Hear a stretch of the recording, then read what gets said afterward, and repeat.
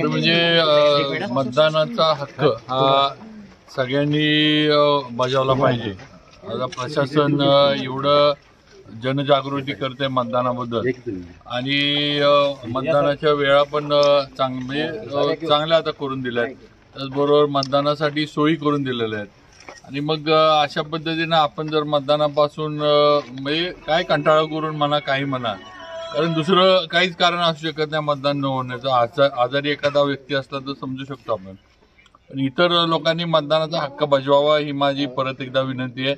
अजून एक तासभर राहिलाय, जास्तीत जास्त मतदान आपल्या जावळी आणि सातारा दोन्ही मतदारसंघातनं तालुक्यातनं झालं पाहिजे।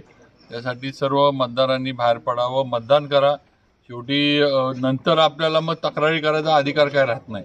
आपण जर मतदानालाच गेलो नाही तर मग आमच्या इथं हे नाही, आमच्या इथं ते नाही, आमच्याकडे रस्ता नाही, लाईट नाही, बोलण्याचा अधिकार आपल्याला राहत नाही। तुम्ही मतदान करा आणि तुमचा अधिकार तुम्ही वापरा, मतदानाचा अधिकार वापरा आणि मग मागण्याचा पण अधिकार वापरा तुम्ही। हे सर्वांनी लक्षात घेतलं पाहिजे। तेव्हा माझी विनंती आहे की सर्वांनी उरलेल्या 1 तासामध्ये राहिलेलं जे मतदान आहे ते त्यासाठी यावं, मतदान करावं आणि लोकशाही आपली मजबूत करावी।